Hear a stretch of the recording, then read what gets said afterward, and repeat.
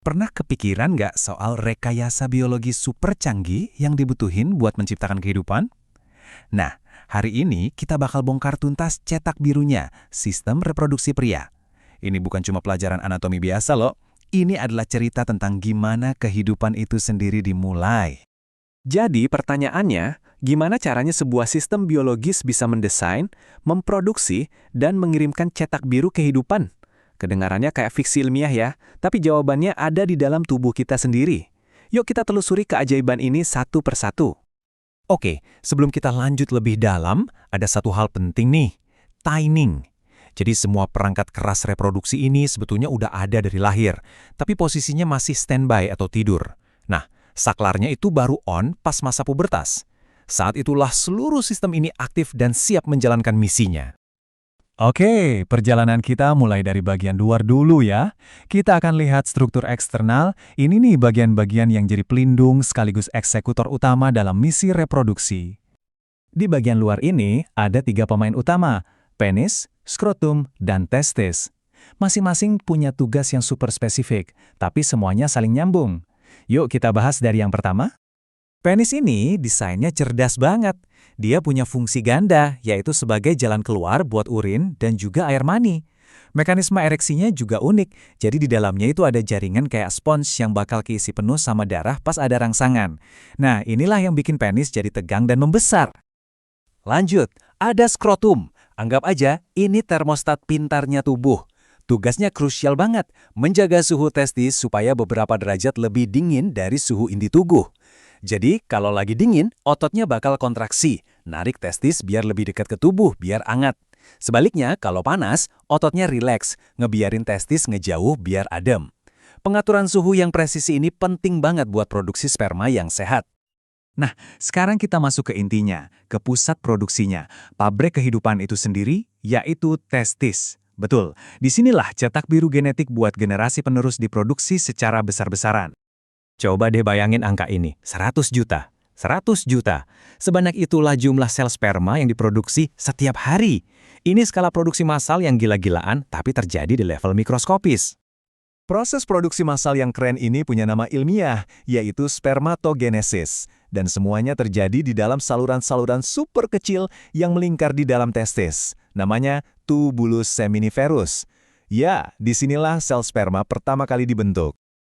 Tapi, tunggu dulu. Pabrik ini ternyata punya 2 jalur produksi. Selain bikin sperma, testis juga jagoan dalam memproduksi hormon. Lewat sel-sel khusus yang namanya sel Leydig, testis memproduksi testosteron.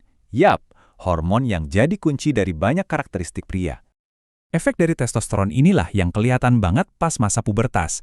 Hormon ini yang jadi pemicu perubahan fisik, mulai dari suara yang jadi lebih berat, tumbuhnya kumis dan jenggot, sampai perkembangan dada yang lebih bidang. Semua itu adalah karakteristik sekunder pria. Oke, setelah diproduksi, sperma itu nggak langsung siap tempur loh. Mereka harus memulai sebuah perjalanan panjang dulu. Anggap aja ini kayak perjalanan seorang pahlawan, di mana mereka harus berlatih biar matang dan siap untuk misi utamanya. Pemberhentian pertama mereka, epididymis. Coba bayangin, ini tuh tabung super panjang yang melingkar-lingkar, tempat sperma nongkrong selama sekitar 2 minggu. Tapi ini bukan sekedar tempat penyimpanan ya, ini adalah kampung pelatihan mereka. Disinilah mereka dimatangkan sampai benar-benar siap buat pembuahan. Setelah lulus dari kolam pelatihan, sperma-sperma yang udah matang ini masuk ke jalan tol utamanya, vas deferens. Nah, pas ada rangsangan seksual, dinding berotot di saluran ini bakal kontraksi dengan kuat, mendorong sperma maju ke tahap selanjutnya. Sekarang kita sampai di babak final dari perjalanan ini, misi terakhir, ejakulasi. Di tahap ini, sperma bakal dicampur dengan cairan-cairan lain buat membentuk yang namanya air mani, dan akhirnya dikeluarkan dari tubuh. Tepat sebelum pintu keluar, ada semacam persimpangan penting, namanya ductus ejaculatoris.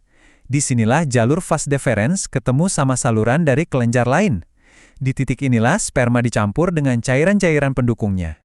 Pintu keluar terakhirnya adalah uretra, dan ini juga didesain dengan sangat cerdas, karena punya 2 fungsi yang beda. Ada katup di dalamnya yang memastikan kalau jalur buat urin dan jalur buat air mani itu nggak akan pernah dipakai barengan. Canggih kan?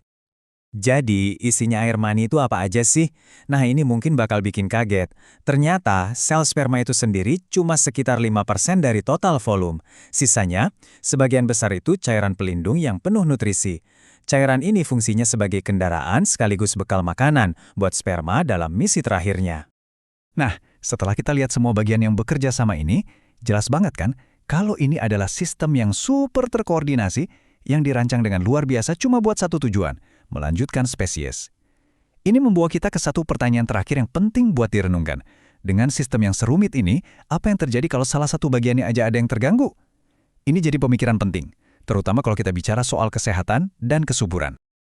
Jika video ini menambah wawasan kamu, dimohon klik tombol like, komentar, dan subscribe. Semoga bermanfaat. Terima kasih.